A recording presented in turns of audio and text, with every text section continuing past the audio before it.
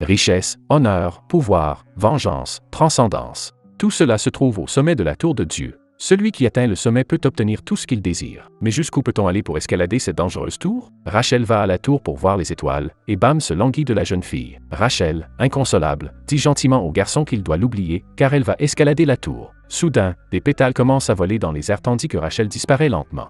Des portes s'ouvrent, laissant passer son esprit rayonnant. Bam est attristé, mais soudain une voix lui dit qu'il trouvera les réponses au sommet de la tour. L'immense entrée s'ouvre à nouveau et laisse apparaître une main massive qui emporte le garçon.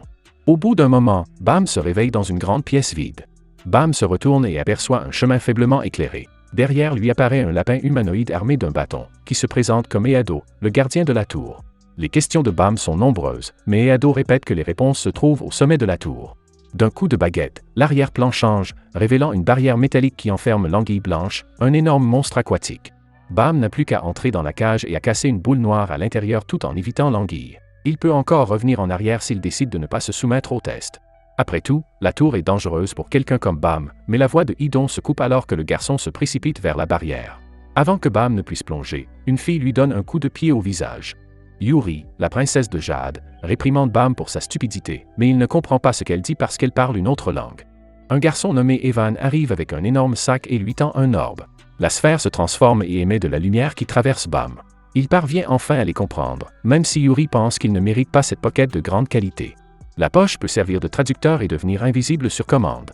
La femme remarque que Bam est plutôt faible et elle doute qu'il puisse survivre. Hidon gronde Yuri pour son ingérence, l'avertissant qu'elle pourrait être exécutée si le roi la prenait.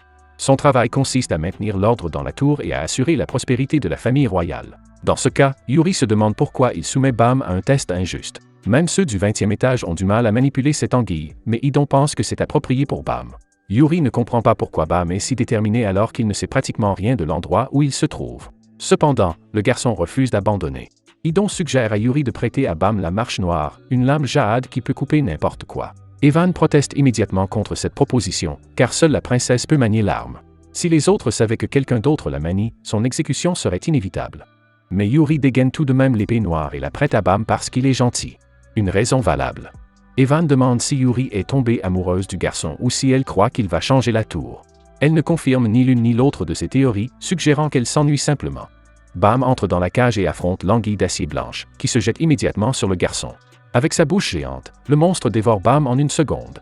Voulant l'aider, Yuri ordonne à Hidon de s'éloigner, mais Evan l'en empêche en disant que Bam a fait ce qu'il fallait. Il est difficile d'échapper à ce monstre, alors le seul moyen de le vaincre est d'entrer dans sa bouche. Quelques instants plus tard, l'anguille vomit de la bave verte en même temps que Bam, qui a transpercé la créature de l'intérieur. Vaincre la peur de la mort est le but de cette épreuve, et Bam y est parvenu. Une fois qu'il a atteint la balle, Bam tente de la transpercer avec son épée, mais il ne lui fait qu'une égratignure. Hidon ricane, mais refuse de révéler quoi que ce soit.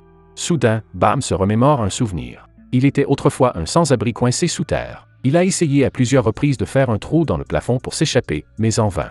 Heureusement, Rachel l'a aidé et c'est la première fois qu'ils se sont rencontrés. Il dit à Rachel qu'il ne se souvient de rien, mais elle lui promet qu'elle sera toujours là pour lui. Plus ses souvenirs lui reviennent, plus sa détermination à casser la boule augmente.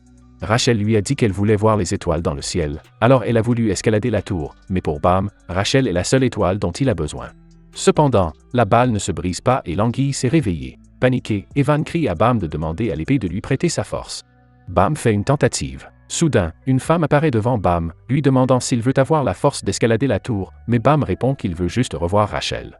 La femme pense qu'il est un garçon stupide, mais puisqu'il est gentil, elle lui accordera sa force. Alors que la femme embrasse Bam, la balle se brise en morceaux. L'anguille tente de les attaquer, mais elle disparaît soudainement. Bam est monté à l'étage supérieur. Evan se demande comment récupérer la marche noire. Yuri lui assure calmement qu'ils iront la récupérer, même si l'accès au terrain d'essai est interdit. Pendant ce temps, Hidon est impressionné par la tournure des événements. Alors que Bam s'endort dans ses bras, elle lui dit que même s'il revoit Rachel, rien ne sera plus jamais comme avant. Bam se réveille au milieu d'un champ, où un cube parlant flotte dans le ciel. Il évaluera s'ils sont dignes d'escalader la tour. Les règles sont simples, il y a 400 participants et ils doivent réduire leur nombre à 200 dans le temps imparti. Ils peuvent utiliser la méthode de leur choix. L'épreuve commence. Bam saisit l'épée mais un homme énorme et musclé se dresse devant lui. Alors que l'homme est sur le point d'éliminer Bam, 4 flèches lui transpercent la poitrine, le tuant. En levant les yeux, Bam voit que l'archer est sur le point de le tuer lui aussi, mais un tireur d'élite l'atteint. L'artilleur tente également de tuer Bam, mais un énorme reptile le frappe brutalement. À ce stade, Bam sait qu'il ne peut faire confiance à personne et qu'il doit faire de son mieux pour survivre, c'est pourquoi il défie un gros monstre aux yeux multiples. Un homme avec une valise interpelle Bam, lui disant de se concentrer sur l'autre adversaire derrière lui. À ce moment-là, 3 participants acculent Bam au pied du mur. N'ayant que les mots de Rachel à l'esprit, Bam est déterminé à affronter n'importe qui. Qu'un se penche sur Bam en lui disant qu'il pensait que l'alligator était son animal de compagnie. Vexé d'être traité d'alligator, Rak Rattrezé annonce qu'il va traquer Bam, mais qu'un pense qu'il n'est qu'un imbécile de plus qui se laisse contrôler, comme les autres. Qu'un cherche des alliés solides pour escalader la tour avec lui. En regardant à nouveau l'arme de Bam, il est trop curieux de connaître le garçon. Qu'un distrait Rak avant qu'il ne puisse tuer Bam. Qu'un entraîne Bam et Rak les poursuit avec colère. Mais il court dans la mauvaise direction, car les 2 hommes se trouvent juste derrière le gros monstre que Bam voulait éliminer. Qu'un informe Bam que cette énorme créature appartient au clan Daan, connu pour son calme en toutes circonstances. Qu'un se présente et lui demande où il a obtenu l'épée. Bam répond que la princesse la lui a prêtée malgré le risque. Curieux de son identité et de son but ici, qu'un l'entraîne avec lui. Pendant ce temps, une jeune fille à la peau verte munie d'une arme extensible se bat en duel avec un épéiste chevronné. Un homme nerveux vêtu d'un survêtement observe leur combat intense tandis que les 2 hommes ignorent totalement sa présence. Il reste 268 participants. Qu'un pense que Bam n'a tué personne et le garçon répond qu'il ne se souvient de rien. Il ne vit que de ce que Rachel lui a appris. Après tout, il lui appartient. Après avoir entendu cela, qu'un se lève et veut serrer la main de Bam pour consolider leur alliance. Il insiste sur l'importance de ne pas se laisser contrôler, mais Bam doute de lui-même et propose Rak comme meilleur choix pour qu'un. Rak apparaît soudain dans le dos de Bam, prêt à les éliminer. Mais soudain, l'orateur félicite tous les survivants. L'épreuve est terminée. La phase suivante commence, au cours de laquelle ils doivent trouver 2 alliés en 5 minutes. Il semble que Rak, Qu'un et Bam doivent faire équipe, mais l'alligator refuse catégoriquement. Le garçon en costume nommé Shibizu s'estime chanceux de tomber sur les 2 combattants Anak et Hats, mais ces derniers acceptent de faire équipe, laissant le pauvre Shibizu sur le carreau. Pendant ce temps, Rak est toujours obsédé par l'idée de vaincre Bam pour que le garçon lui donne ce qu'il veut. Bam jette son épée et le défie de se battre. Rak lui demande de ramasser son épée, mais le garçon refuse. Qu'un essaie de raisonner Rak, mais le reptile est trop têtu pour l'écouter. N'ayant pas d'autre choix, Qu'un saute sur Rak alors qu'il ne reste que 10 secondes. Bam ramasse son épée et court vers eux, tandis que Kun couvre le visage de Rak. Alors que le compte à rebours s'achève, les 2 humains s'accrochent au corps de l'alligator. À l'intérieur du vaisseau mère d'Evankel se trouvent 120 joueurs. Qu'un dit à l'alligator que si les autres repèrent l'arme de Bam, ils le traqueront immédiatement. Rak se calme lorsque Qu'un lui donne du chocolat. De son côté, Shibizu essaie toujours de prouver sa valeur à Anak et Hats, mais ces derniers lui disent de se taire. Pendant ce temps, une bagarre est sur le point d'éclater entre 2 participants, mais le Roro, l'administrateur du test, les en empêche. Qu'un raconte à Bam que le Roro a réussi à atteindre le sommet de la tour. Le Roro pense que de nombreux participants ont survécu par hasard et qu'il doit donc les abattre. Il invoque immédiatement une sphère d'eau appelée Shinsu et inonde toute la pièce, créant une barrière entre lui et les normaux. Le Shinsu est la source d'énergie de la tour et toutes les personnes présentes dans la pièce l'utilisent pour se battre. L'équipe qui surmonte le mur de Shinsu sans succomber à son pouvoir gagne. Si l'un des membres échoue, tous échouent. Bam est déjà de l'autre côté de la barrière de Shinsu. Il pense qu'il s'agit d'une erreur, mais le Roro lui dit qu'elle est passée. Il a peut-être un peu de chance. Alors que les autres tentent de franchir le mur, le Roro invite Bam à un pari. Ils devront deviner qui passera le premier à travers le Shinsu. Si Bam gagne, le Roro répondra à toutes les questions du garçon et vice-versa. Tous 2 choisissent Anak, qui passe facilement la barrière. Hats fait de même, mettant la pression sur Shibizu, qui ne sait pas comment passer. Comme il s'agit d'un match nul, le Roro laisse Bam poser toutes les questions qui lui passent par la tête. Naturellement, Bam demande si le Roro a vu une fille blonde, mais il nie. Il veut ensuite en savoir plus sur les irréguliers. Le Roro explique qu'un irrégulier ne suit pas les règles de la tour. La tour est divisée en 2 parties, la tour extérieure pour les résidents, la tour intérieure pour ceux qui veulent grimper au sommet et la zone médiane, qui les relie. La plupart des gens passent leur vie dans la tour extérieure, tandis que Idon accorde à quelques privilégiés la permission d'entrer dans la tour intérieure. Bam se rend compte que Rachel et lui sont les seuls à ne pas être nés dans la tour. Les irréguliers sont si forts qu'ils ont réussi à entrer dans la tour intérieure sans avoir été choisis. Un coup de feu retentissant interrompt leur conversation tandis qu'un irrégulier se plaint de sa malchance de ne pas être passé. Il menace le Roro, qui n'hésite pas à l'affronter. Sans pitié, le Roro tourmente le participant avec l'immense pouvoir du Shinsu. S'il ne s'en sort pas ici, il ne survivra pas au 30e étage où ils doivent endurer le Shinsu tous les jours. Le participant hurle de douleur tandis que le Roro lui dit qu'il n'est pas fait pour être ici. Après avoir assisté à ce spectacle, Bam se demande s'il mérite d'être ici. Le Roro lui répond que s'il n'en est pas digne, il finira par perdre. Alors que les autres se débattent, Qu'un et Rak franchissent facilement la barrière, bien que le cas de Qu'un nécessite plus de force pour passer. Avant de partir, le Roro met Bam en garde contre Qu'un. Pendant ce temps, Shibizu réussit également par miracle. La 3e épreuve peut enfin commencer. En attendant, Qu'un se souvient de son passé. Il est issu d'une famille royale, mais celle-ci l'a chassé après que Maria a été choisie comme princesse. Kun a aidé Maria à gagner le siège du pouvoir à la place de sa sœur, mais Maria ne l'a utilisé que pour atteindre ses propres objectifs. Les mots de sa mère résonnent dans sa tête, il ne peut faire confiance qu'à lui-même. Bam interrompt Kun et l'interroge sur le plafond lumineux. Rak rit aux éclats car le garçon ne sait pas qu'il regarde le ciel. Bam se souvient de Rachel et demande si les étoiles remplissent le ciel la nuit. Kun explique que ce qu'il voit est une imitation du ciel créé avec Shinsu. Bam dit qu'il espérait que les étoiles seraient visibles ici parce que Rachel avait envie de les voir. Cependant, Kun se demande pourquoi elle a laissé Bam seul. Soudain, de grands cris retentissent dans le camp. Tous les groupes qui entrent se mettent à crier. Un sac en plastique fluorescent parlant apparaît entre Kun et Bam. Il donne un indice sur l'heure, faisant croire à Bam qu'ils doivent terminer le test dans les 5 minutes. Cependant, Kun lui rappelle de ne pas leur faire confiance. Il ne les utilise que pour prouver sa théorie, mais le sac en plastique l'appelle le fils abandonné de la famille Kun. Kun tente de le poignarder mais se retient. C'est maintenant à leur tour de passer le test. À l'intérieur, il remarque une horloge et un homme nommé Han Sung-yu assis au milieu de la pièce. Kun le reconnaît et se demande ce qu'il fait ici. La règle du jeu est de choisir l'une des 12 portes rouges dans un délai de 10 minutes. S'ils prennent plus de temps, ils seront éliminés.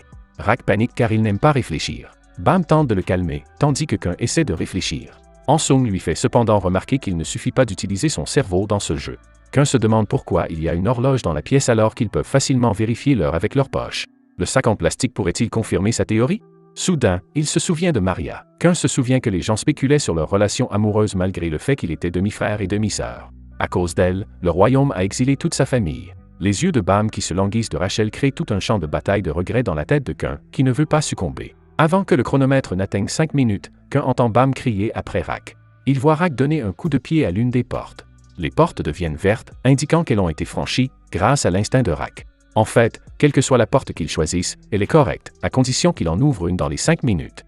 Rak entre joyeusement dans la porte, tandis que Kun se sent encore vaincu. Han Sung pense que la princesse a blessé Kun si profondément qu'il lui est désormais difficile de faire confiance à qui que ce soit. Les autres équipes poursuivent le test. Croyez-le ou non, Shibizu comprend tout de suite l'indice, et lui, Anak et Hats réussissent immédiatement. Quant au sac en plastique, Han Sung lui avait ordonné de donner un indice aux participants, car il voulait savoir s'il les aiderait ou les gênerait. Pendant ce temps, Kun ne sait toujours pas s'il veut protéger Bam, mais il espère que Bam pourra voir les étoiles avec Rachel. De son côté, Han Sung s'entretient avec son collègue Kan révèle en même temps le premier et le deuxième test. Seuls 3 joueurs ont survécu en tuant tous les autres en 30 minutes. Han Sung lui dit qu'il y aura de gros problèmes lorsque les supérieurs découvriront ces tests bâclés. Kan le supplie de faire quelque chose et Han Sung appelle le Roro. En attendant, Bam se porte volontaire pour apporter un verre à Rak. Cependant, il ne sait pas qu'il a besoin d'argent pour l'obtenir. Heureusement, Shibizu le lui offre. Il se présente à lui et à ses coéquipiers et trouve que les coéquipiers de Bam sont intéressants. Sans crier gare, Shibizu dit à Bam qu'il l'inspire. Le Roro arrive pour annoncer une épreuve bonus. Mais ne vous inquiétez pas, l'épreuve est facultative, mais toute équipe qui gagne passera toutes les épreuves. L'offre est alléchante et tout le monde veut y participer. Dans ce jeu, les équipes se battent pour atteindre le trône et l'un des membres doit porter la couronne. Les coéquipiers protègent le porteur de la couronne en battant les autres groupes. Le Roro annonce que le nouveau groupe, les individus à capuche, participera également au jeu. Le groupe de Shizu décide de participer en premier et Anak utilise son arme pour combattre les autres groupes. Elle vainc ses adversaires et porte la couronne en s'assurant que personne ne puisse la prendre. Pendant ce temps, Bam aperçoit au loin la fille parmi les Uded. Bam est convaincu d'avoir vu Rachel et l'appelle. Mais la jeune fille, qui pourrait être Rachel, ne répond pas. Bam commence à douter de lui-même en pensant qu'il s'est peut-être trompé, car si c'était Rachel, elle aurait répondu, alors Bam se concentre sur le jeu. Le Roro dit que le groupe de Shibizu a la couronne et il lance un compte à rebours pour que le prochain groupe les défie. Rak veut être le prochain, mais Kun lui conseille d'attendre pour faire le meilleur choix. Le compte à rebours se termine et 2 autres groupes entrent, un au hasard et le groupe de Laura. Pat et Shibizu se séparent pour protéger Anak et la couronne. Pat s'occupe du groupe aléatoire, tandis que Shibizu combat l'équipe de Laura. Laura, qui dort habituellement, se réveille et attaque Anak, ce qui la met en colère. Anak esquive les attaques et utilise ses compétences pour combattre le groupe de Laura, ce qui provoque une étrange réaction de l'épée noire. Anak remarque l'influence de l'épée noire et interrompt son attaque, ce qui pousse le groupe de Laura à abandonner le jeu. Anak détruit leurs cellules et confronte Bam, exigeant l'épée noire. Bam refuse de la donner et Anak tente de s'en emparer par la force, mais elle est arrêtée par les Oro qui la disqualifient pour avoir abandonné le trône. Anak propose alors un pari à Bam. S'il gagne l'épreuve, elle lui donnera son épée. Mais si elle gagne, prendra l'épée noire. Bam accepte à contre-cœur et l'épreuve se poursuit avec d'autres groupes qui viennent se battre. Qu'un réussit à s'emparer de la couronne et la met dans sa mallette. Il défie les autres groupes de s'en emparer en utilisant la mallette pour se défendre. Après une série d'esquives, Qu'un révèle une fausse couronne et place la vraie sur la tête de Bam qui est assis sur le trône. C'est à ce moment que le groupe mené par Rachel décide d'agir. Rachel révèle son visage et sa coéquipière Dorcy, une autre princesse de Zahar. Elle se prépare à éliminer tous les participants. La bataille se poursuit et Qu'un révèle son plan astucieux pour distraire les autres groupes et apporter la vraie couronne à Bam. Il démontre alors sa capacité à copier des objets à l'aide de sa mallette. Lorsque les trois groupes décident de faire équipe pour attaquer Qu'un, ils sont arrêtés par Rak. Après un peu de repos, le 4e tour commence et d'autres groupes se joignent à eux. 2 groupes acceptent de faire équipe, mais le 3e choisit d'attaquer les 2 groupes en les battant. Qu'un révèle que le 3e groupe, qui ne s'est pas allié aux 2 autres, est leur allié secret d'un tour précédent et qu'il avait tout planifié avec eux. Le groupe de Bam voit ses alliés retourner dans leurs cellules car ils ont été disqualifiés pour les avoir aidés. Qu'un leur explique qu'ils doivent gagner le pari avec Anak et explorer la tour ensemble. La dernière épreuve commence avec les 4 groupes restants. Une femme portant un masque avec de nombreux yeux bat rapidement les autres groupes, ne laissant que Bam et le groupe encapuchonné. La femme se jette sur Bam, mais elle est arrêtée par Rak. Après avoir réussi à écarter Rak, la femme se jette à nouveau sur Bam, mais celui-ci est défendu par Dorcy du groupe encapuchonné. Au milieu de la bataille, Bam reconnaît la voix de Rachel, mais il ne peut pas voir son visage à cause de la cagoule. Rak demande à Qu'un s'il a également corrompu le groupe cagoulé, mais Qu'un explique qu'ils viennent d'un autre plan d'essai et ne semble pas intéressé par la couronne. Qu'un et Rak battent les autres membres du groupe de la femme masquée. Au cours de la bataille, la femme masquée attaque Rachel, faisant tomber sa capuche et révélant son visage. Bam se précipite pour protéger Rachel, mais il est frappé à la tête et tombe au sol. Bam est déterminé à protéger Rachel, mais il est gravement blessé. Inconsciemment, il active son chainsu et blesse grièvement la femme masquée, qui s'appelle HW Rion. Bam tente alors de porter le coup de grâce avec l'épée noire, mais celle-ci l'arrête en figeant le temps et en se manifestant sous la forme d'une femme. L'épée noire dit à Bam de se calmer et de profiter de ses retrouvailles avec Rachel. Elle l'embrasse sur la joue et il s'évanouit. Plus tard, Yuri cherche désespérément un moyen d'atteindre Bam. Evan commente le plan de Yuri et ils sont interrompus par un homme nommé Curant qui parle d'un endroit sûr pour avancer. Yuri convient qu'ils doivent aller de l'avant et Curant se demande si Bam le débutant était vraiment si important pour eux. Yuri se contente de dire que lorsque Curant verra Bam, il se rendra compte que le garçon possède un énorme pouvoir. Pendant ce temps, à l'étage des essais, Bam est toujours inconscient sur une civière et Qu'un s'occupe de lui. Le Roro s'approche d'Huan pour lui expliquer ce qui s'est passé pendant le test. Le jeu de la couronne s'est terminé dans le chaos, la couronne ayant été détruite par Bam. Le Roro demande à Huan pourquoi il a organisé le jeu et il explique que c'est à cause d'une erreur de camp et que son but était d'aider le groupe cagoulé à avancer sans qu'Evangel ne remarque les autres groupes. Le Roro dit aussi que le groupe cagoulé a complètement ignoré la couronne et il soupçonne que l'une des filles du groupe connaissait l'un des exemples, ce qui est contraire aux règles de On. Huan rappelle à le Roro que des tests sont effectués pour expulser les idées ou les pouvoirs dangereux de la tour. Il demande s'ils ont trouvé quelque chose de ce genre, mais le Roro répond que non. Huan estime que l'organisation du jeu de la couronne en valait la peine. Le Roro décide de partir, mais avant de le faire, il demande à Huan s'il serait possible de contrôler le chainsu sans passer de contrat avec un administrateur. Huan admet que c'est contraire aux lois de la tour, mais il mentionne un irrégulier nommé Urmazo qui pourrait le faire. En marchant dans un couloir, le Roro se rend compte qu'Huan a évité la question parce qu'il semblait que Bam ne contrôlait pas le chainsu. Il est lui-même le chainsu, ce qui représente un danger évident pour la tour. Dans sa chambre, Bam dort encore et Qu'un lui parle pour l'exhorter à se réveiller tôt, car il y a une autre épreuve le lendemain et Bam sera disqualifié s'il ne se réveille pas et ne participe pas. Si vous voulez une suite à cet anime, abonnez-vous, laissez un like et un commentaire pour aider la chaîne à grandir. Merci d'avoir regardé cette vidéo.